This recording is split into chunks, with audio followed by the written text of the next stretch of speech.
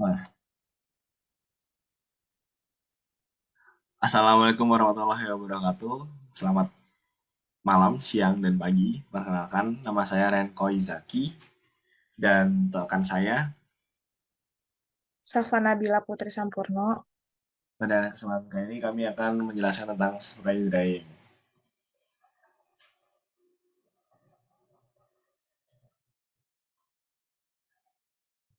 Jadi, spray drying sendiri adalah pengeringan semprot atau dalam mesin spray drying adalah suatu metode menghasilkan bubuk kering dari cairan atau bubur dengan cara mengeringkan dengan cepat menggunakan gas panas.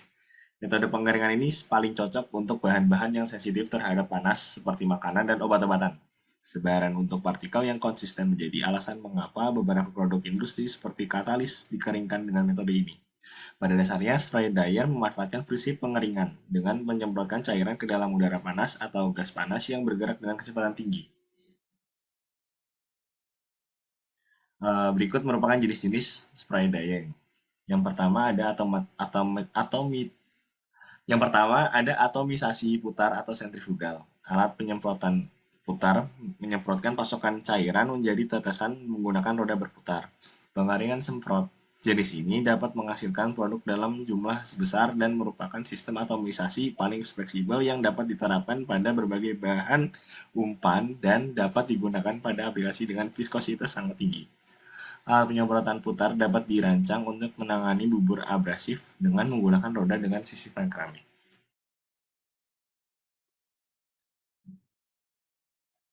Yang selanjutnya terdapat atomisasi nozzle dua cairan.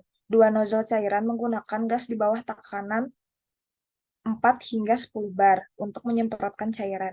Gas yang paling sering digunakan adalah udara bertekanan atau uap. Kedua fluida umpan gas dan cairan bertemu dalam ruang kecil, di mana gas berkecepatan tinggi memecah cairan menjadi tetesan halus. Nozzle jenis ini sering digunakan untuk pengering pilot. Boleh di next. Yang selanjutnya ada jenis kombinasi pengering semprot dan fluidized bed. Pengering semprot sering dikombinasikan dengan fluidized ble- fluidized bed. Lapisan fluida dapat diintegrasikan ke bagian bawah kerucut pengering semprot dengan udara fluidisasi yang keluar bersama-sama dengan udara ruang semprot. Selain itu, pemproses lapisan cairan eksternal dapat mengikuti ruang semprotan untuk menghilangkan sejumlah kecil kelembaban dan atau mendinginkan produk.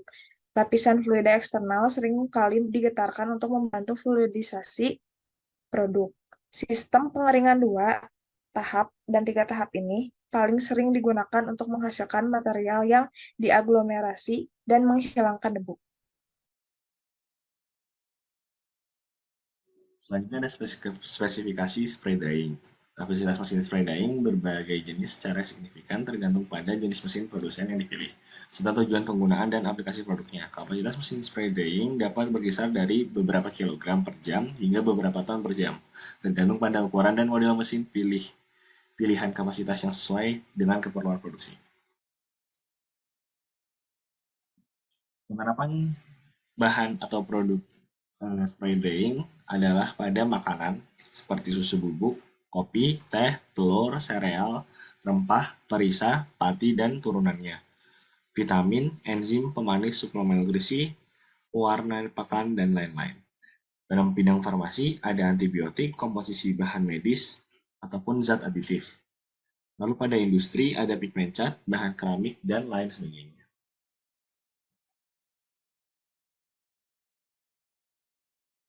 Yang selanjutnya terdapat sumber dan kebutuhan energi dari spray drying. Spray drying dikenal sebagai metode produksi bahan bubuk atau partikel yang memanfaatkan gas panas. Jadi bahan mentah yang awalnya fluida, gas atau cair berubah menjadi bubuk atau partikel kering karena menggunakan energi kalor dari gas panas yang digunakan untuk pengeringan bahan. Boleh di next.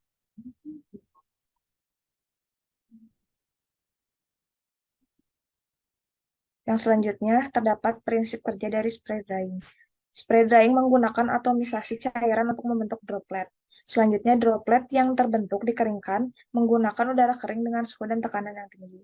Bahan yang digunakan dalam pengeringan spray drying dapat berupa suspensi, dispersi, maupun emulsi. Pembentukan semprotan adalah langkah pertama dari spray drying atau bisa disebut juga atomisasi. Proses dimulai dengan cairan atau suspensi yang akan diubah menjadi serbuk.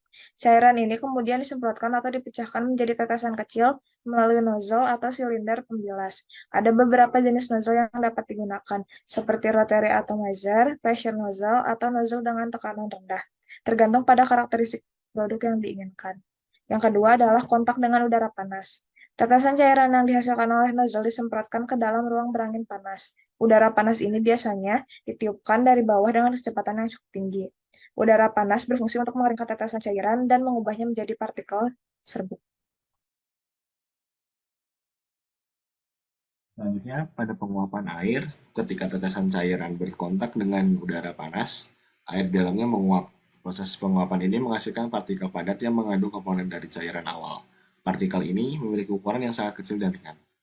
Pada pengumpulan serbuk, partikel serbuk yang dihasilkan akan terbawa oleh aliran udara panas ke bagian atas ruang spray drying. Di sini, partikel tersebut dapat dipisahkan dari aliran udara dengan menggunakan alat seperti siphon separator ataupun filter. Partikel serbuk yang dihasilkan selanjutnya dikumpulkan sebagai produk akhir. Yang selanjutnya adalah hasil dari spray drying. Dari penelitian Sri Hari dan kawan-kawan tahun 2015 didapatkan jumlah kadar air yang terdapat pada bawang putih bubuk adalah 3% sampai 5%. Warna bawang putih bubuk memiliki warna putih kekuningan yang menggunakan bahan maltodextrin 0% untuk spray drying. Produk bawang putih bubuk berwarna putih dengan menggunakan bahan maltodextrin 10-50% untuk pengeringan dengan spray drying. Aroma bawang putih bubuk semakin kurang tercium jika menggunakan semakin banyak maltodextrin, tetapi aroma bawang putih bubuk semakin tercium jika maltodextrinnya tidak banyak. Produk bawang putih tidak bagus atau tidak halus jika menggunakan maltodextrin 0%. Produk bawang putih memiliki tekstur yang baik atau halus dengan maltodextrin 10-50%.